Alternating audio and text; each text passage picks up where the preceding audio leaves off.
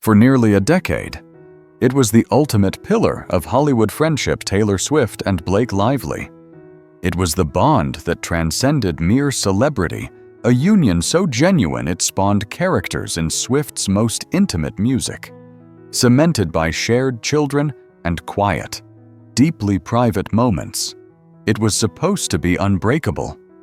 But in the viper pit of celebrity, even the purest alliances can be poisoned.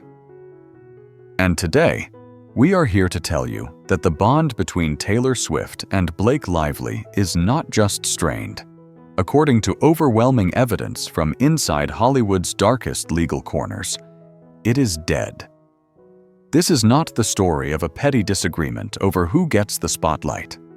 This is the story of a celebrity alliance collapsing under the weight of a staggering $400 million legal war.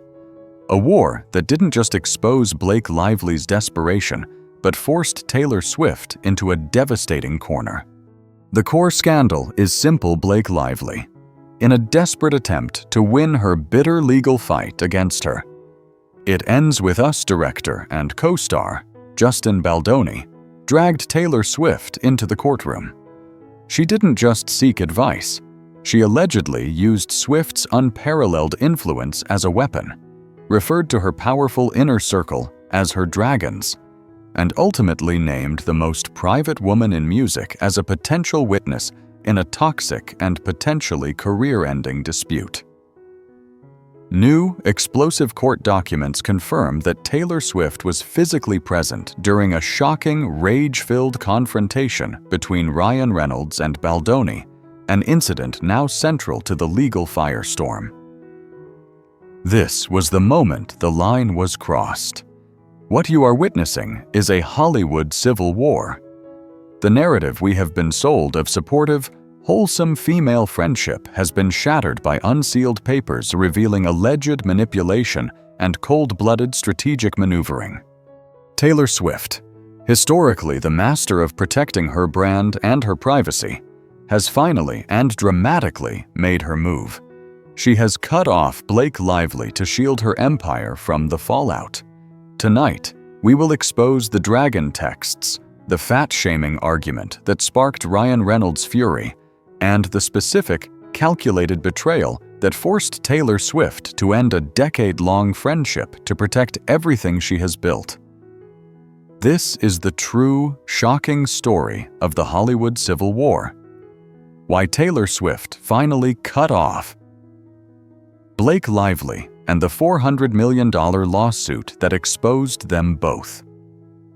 To understand the sheer magnitude of this collapse, we must first remember the foundation, the fairy tale that was the Taylor Swift and Blake Lively friendship.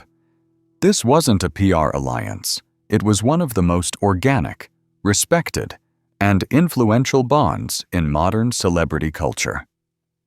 Their relationship began around 2015, cemented by shared values of privacy, family, and a mutual distrust of the Hollywood machine. The early evidence of their bond was unmistakable and, critically, embedded in Taylor Swift's life and art. Blake Lively and Ryan Reynolds were not just attendees at her parties, they were family.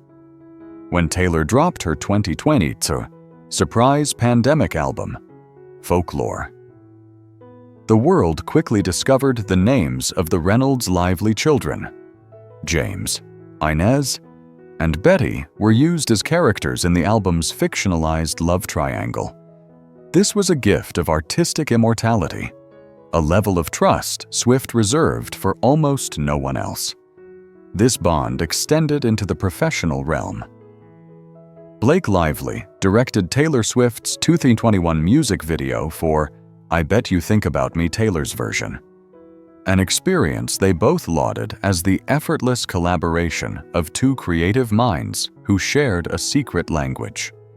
It solidified the image two powerhouse women lifting each other up. This wasn't just the squad, this was the inner circle, the very definition of a supportive alliance. They were Hollywood royalty with a genuine, down-to-earth core. But even the most solid foundations begin to crack when they are placed under immense, sustained pressure. The pressure on Blake Lively began to mount dramatically with her passion project, the film adaptation of Colleen Hoover's global phenomenon. It Ends With Us. Lively was not just the star playing the lead. Lily Bloom. She was also an executive producer, deeply invested in every detail of the $40 million production. She was determined for this film to be her critical and commercial masterpiece, a departure from her previous, often lighter, roles. Her involvement brought her into constant, intense contact with her director and co-star, Justin Baldoni, who was equally passionate about adapting the book, having secured the rights years prior. While the two publicly presented a unified front, behind the scenes, tension began to rise. Lively was fiercely protective of the character and the script, reportedly clashing with Baldoni over key decisions, narrative changes, and the overall tone of the adaptation. Baldoni, for his part, was struggling to manage a massive production while juggling his dual roles, and his interactions with Lively grew increasingly strained. This escalating friction set the stage for the catastrophic fallout. In the world of high-stakes Hollywood productions, creative differences often lead to legal battles, but few expected this dispute to explode into the personal realm, engulfing one of the world's most famous friendships in the process. It is critical to note this timeline. As the tension with Baldoni was peaking in early 2023, Taylor Swift was entering the most powerful phase of her career, preparing for the colossal Eras Tour, which would become a global phenomenon. Her focus was laser-sharp on her art, her tour, and her carefully guarded privacy. And yet, as Swift was ascending to new professional heights, Blake Lively's professional crisis was quietly metastasizing into a personal and legal nightmare, a crisis that would eventually demand Swift's attention in the worst possible way. The quiet shift began when the public noticed the subtle but telling distancing acts, while Blake continued to attend major Swift events.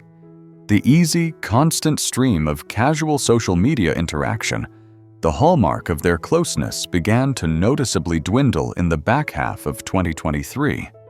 This uncomfortable proximity to a brewing catastrophe meant that the fairy tale friendship was about to collide violently with the cruel realities of the Hollywood legal machine. And that collision would happen in the most intimate setting imaginable: Ryan Reynolds and Blake Lively's own New York City penthouse. The specific details, now locked forever in unsealed court documents, are where the true betrayal begins. The quiet tension was about to detonate into outright rage, and Taylor Swift was about to become an unwilling, silent witness to the destruction. The fuse for the Hollywood Civil War was lit not on a film set or a public red carpet, but inside a private residence, confirming that the professional dispute between Blake Lively and Justin Baldoni had become irreparably personal. We are now talking about the shocking contents of the court documents unsealed in November 2025 papers that blew the lid off the entire celebrity charade and, crucially, placed Taylor Swift squarely inside the explosion.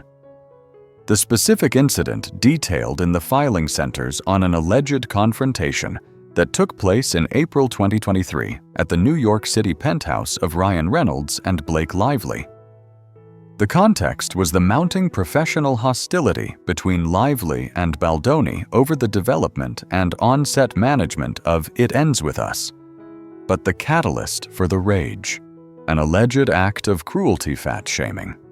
According to the documents submitted as part of Lively's legal defense, the confrontation was sparked when Ryan Reynolds allegedly learned that Justin Baldoni had made a derogatory or critical comment about Lively's physical appearance, specifically related to her body changes and fitness levels following the birth of her fourth child, a comment that Lively reportedly interpreted as fat shaming.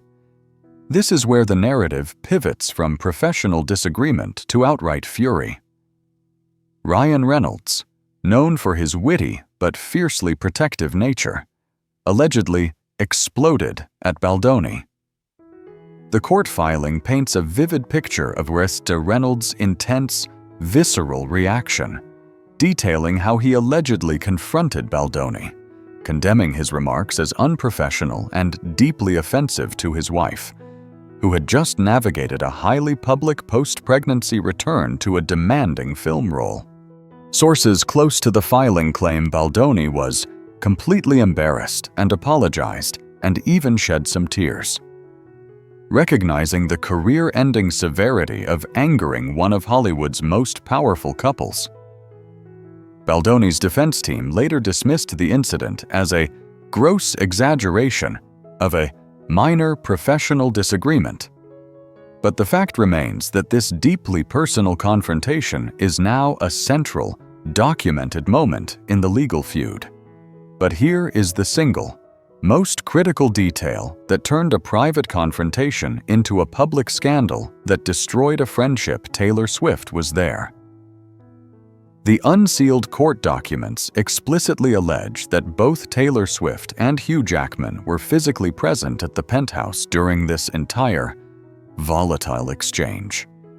They were not just in the building, they were reportedly in the room, witnessing Ryan Reynolds' rage, Baldoni's embarrassment, and the raw, emotional core of the Lively Baldoni tension.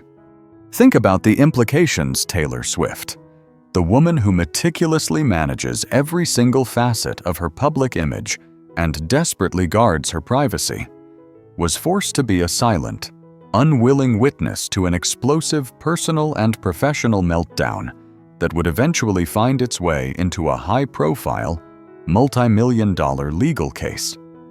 This incident wasn't just a breakdown in professional relations, it was the first, overt, and most aggressive act of dragging Taylor Swift into Blake Lively's crisis by allowing her closest, most famous ally to be present for a legally consequential confrontation. Blake Lively placed a massive, career-threatening burden on Swift.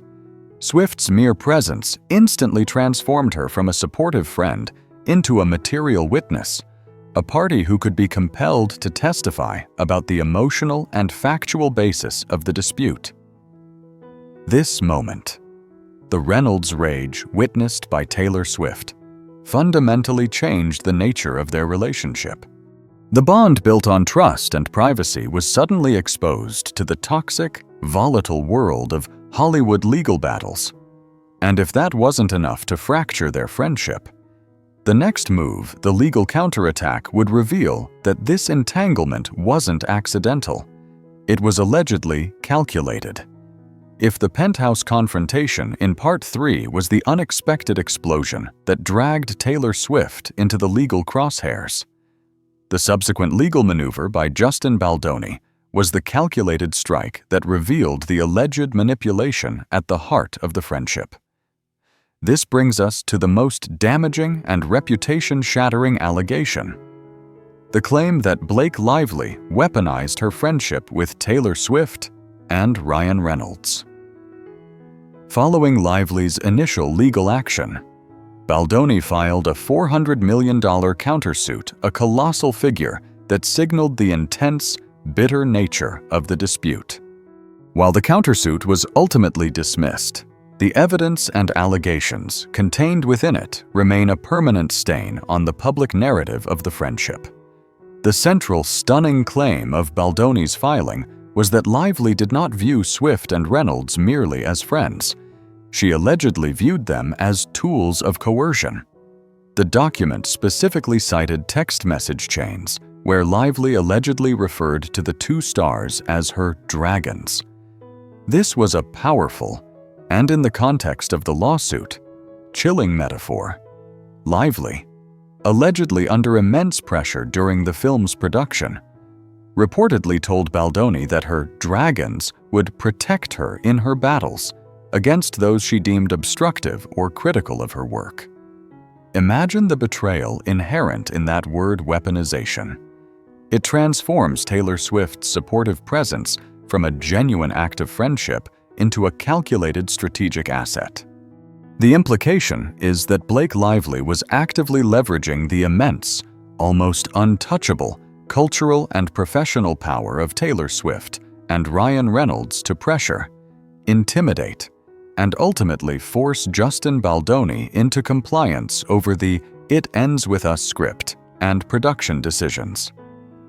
The dragon allegation strikes at the very core of Taylor Swift's carefully constructed public identity. Swift's brand, especially in recent years, is built on authenticity, loyalty, and the genuine but supportive bonds of female friendship. She has consistently positioned her inner circle, including Lively, as a refuge from the cruelty and cynicism of Hollywood. The idea that she and her influence were being used as a veiled threat, as a corporate-grade dragon deployed in a legal and professional battle, is antithetical to the image she has fought so hard to maintain. For Taylor Swift's team, this allegation was arguably more dangerous than the confrontation itself. The confrontation in the penthouse was a private drama. The dragon texts were a public statement of alleged manipulation. This legal claim painted Swift not as a victim or a bystander, but as an unwitting enforcer of Blake Lively's professional demands. This revelation, splashed across media headlines, forced Swift's hand. Her team, which constantly works to scrub any hint of scandal or inauthenticity from her name, suddenly had to contend with the narrative that their client was being used. The reports began to emerge rapidly. Sources claimed Swift felt used and wished Blake hadn't dragged her into this whole situation. The fallout was immediate and irreparable. The trust, the most sacred component of their decade-long bond, was completely shattered. If Blake Lively was willing to risk Taylor Swift's integrity and reputation by allegedly using her as a dragon in a text war, how could Taylor ever trust her again? The friendship was no longer a safe haven. It had become a liability, a threat to the global empire Taylor Swift was fighting to maintain. This strategic betrayal was the point of no return. The shift from private drama to open legal warfare forced Taylor Swift to take defensive action. By late 2024 and early 2025, the Baldoni lawsuit had become a major industry talking point, and the name Taylor Swift kept appearing in the margins, creating a constant PR headache for the superstar who was still traversing the globe on the Eras Tour. The core issue wasn't just the public optics, it was the tangible threat of legal entanglement. Blake Lively's initial actions allowing Swift to witness the key confrontation, and the alleged dragon texts were strategic blunders that exposed Swift to external legal scrutiny. Swift's team had been working diligently to resist any formal involvement, pushing back hard against early efforts to subpoena documents or secure depositions. Specifically, there were reports of resistance when Baldoni's team initially tried to involve Swift regarding the licensing of her track, My Tears Ricochet, which had been used in promotional materials, arguing that her involvement was tangential and unnecessary. However, the resistance reached its breaking point with what proved to be the final straw, the definitive action that signaled to Taylor Swift that her friendship with Lively was now a direct, existential threat to her carefully managed private life. Blake Lively, through her legal counsel, officially listed Taylor Swift as a potential witness in her ongoing legal dispute. The severity of this move cannot be overstated. Listing Taylor Swift as a potential witness is not a casual gesture. It is a calculated legal maneuver that confirms Lively's willingness to sacrifice Swift's privacy for her own legal advantage. Being a potential witness means that Swift is subject to a mandatory subpoena, forcing her to be deposed under oath.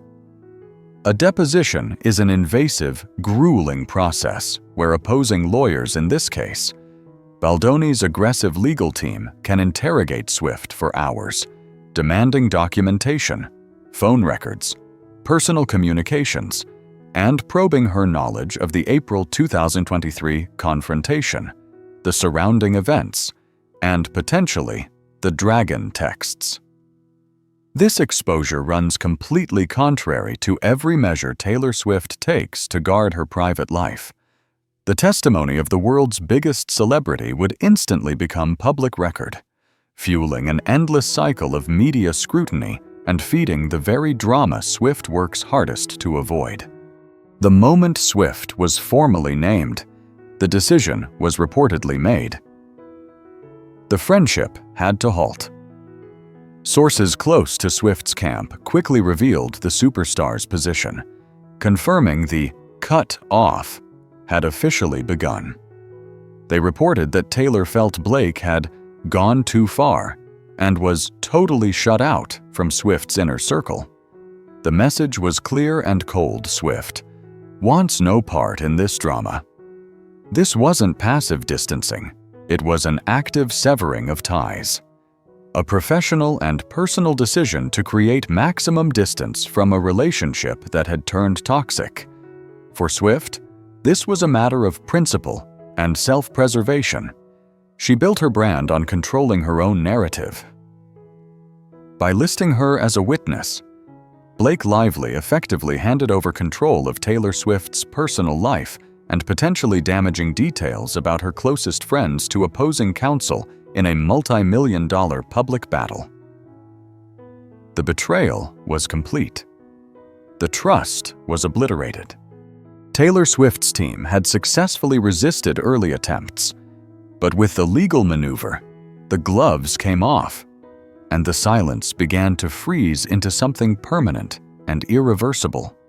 Taylor Swift was choosing her empire over a single friendship. The fallout from Taylor Swift's definitive cut off sent shockwaves through the celebrity landscape, creating a dramatic power vacuum around Blake Lively. Suddenly, the protective bubble provided by the world's most powerful celebrity was gone, leaving Lively and Ryan Reynolds exposed to the full, unadulterated scrutiny of the media and the legal world. Sources close to Lively began to speak, painting a portrait of growing panic. It wasn't just Lively's career that was at stake. It was the potential collateral damage to her husband. Reports indicate that Blake Lively became intensely scared about what it could mean for her career and, crucially, was deeply worried about the scandal damaging Ryan Reynolds' reputation. Reynolds is a global, family-friendly superstar known for his shrewd business acumen, integrity, and humor. His companies, like Mint Mobile and Aviation Gin, rely heavily on his untarnished, trustworthy image. Having his name and his penthouse confrontation tied up in a protracted, ugly legal battle, especially one connected to a feud with Taylor Swift, who wields immense global influence, is a catastrophic risk to his personal brand and massive business ventures. Blake Lively recognized that in forcing Taylor's hand, she hadn't just lost a friend, she had unleashed a powerful and unpredictable negative force onto her family's entire professional edifice. The fear, therefore, stemmed from a simple calculation. Taylor Swift's withdrawal was not passive. It was a statement of disapproval that carried unparalleled weight in Hollywood. When Taylor Swift decides you are a liability, the industry listens. Facing this cold, isolated reality, Blake Lively reportedly attempted a desperate, public gesture of reconciliation. In October 2025, during the thick of the icy silence, fans were quick to spot a crucial social media movement. Blake Lively liked one of Taylor Swift's Instagram posts promoting her latest album re-recording project. This tiny action, the click of a button, was not casual. In the highly scrutinized world of A-list friendships, a social media like is a calculated, often orchestrated, olive branch. It was a clear, desperate attempt by Lively to publicly signal that the friendship was salvageable, that she still supported Taylor, and that she hoped the public, and more importantly, Taylor herself, would view the rift as temporary. It was a plea for a thaw, a high-stakes digital way of saying, "I'm sorry, can we talk?" The silence that followed was deafening. While the press picked up on the like and speculated about a reconciliation, the reality was starkly different. The gesture was reportedly met with renewed, determined distance from Taylor Swift's camp. The supposed thaw quickly evaporated into what multiple sources have described as a persistent, icy silence. Blake Lively remained notably absent from every other major subsequent Taylor Swift social media post, celebratory announcement, or public outing. Taylor Swift's message, delivered through her continued absence and her team's quiet, strategic withdrawal, was unmistakable. A simple Instagram heart cannot undo the professional damage and the profound breach of trust caused by the legal entanglement. The issue was no longer about hurt feelings. It was about the attempted co-option of her multi-billion-dollar empire into someone else's legal worker. The chapter detailing the dragon texts, the rage-filled confrontation, and the move to make Swift a court witness had been permanently written. The brief, public gesture by Lively failed to erase the betrayal. Taylor Swift, in a move that signals her ultimate priorities, chose the integrity and security of her brand above the comfort of a once unbreakable alliance, turning the page on one of Hollywood's most beloved friendships. For years, the friendship between Taylor Swift and Blake Lively was held up as the gold standard proof that genuine, supportive female alliances could thrive even in the harshest spotlight of Hollywood. It was a narrative of power, loyalty, and mutual respect. But as the evidence laid bare by the $400 million legal dispute reveals, that narrative was tragically flawed. The core question, running beneath the allegations of fat-shaming and the explosive confrontation in the penthouse, comes down to one-word betrayal. Blake Lively, in her desperate struggle for legal and professional victory, pushed Taylor Swift too far. By allowing Swift to be a witness to a legally consequential argument, by allegedly referring to her as a dragon to intimidate an opponent, and ultimately, by listing her as a potential witness subject to grueling deposition. Lively made the fatal error of transforming her most powerful ally into an unwilling liability. The cost of this war is immense. It is the demolition of a decade-long friendship, a public relations nightmare for both families, and a powerful lesson in the harsh realities of celebrity power dynamics. Taylor Swift's ultimate move, the definitive cut off, was not an act of pettiness. It was an act of necessary self-preservation. It sets a clear, powerful precedent. Taylor Swift will protect the integrity of her brand, the sanctity of her privacy, and the foundation of her empire above any single celebrity alliance. When forced to choose between loyalty and self-preservation, the empire always wins. The Hollywood Civil War proved that in the cruel mathematics of A-list power, friendship cannot withstand the weight of a multi-million-dollar legal dispute. It showed that the squad is not immune to becoming a corporate tool, and that trust, once weaponized, is impossible to restore. The current, chilling silence between the two stars, is the final verdict on the friendship. The question remains, was Taylor Swift's withdrawal justified? Did Blake Lively's ambition and legal desperation warrant the destruction of one of pop culture's most iconic bonds? Let us know your thoughts in the comments below. This story is far from over. As the legal filings continue and the It Ends With Us press cycle approaches, the tension will only escalate. Make sure you are subscribed to Starlight Remains and have notifications turned on, because we will continue to track every shocking new development in the Hollywood Civil War.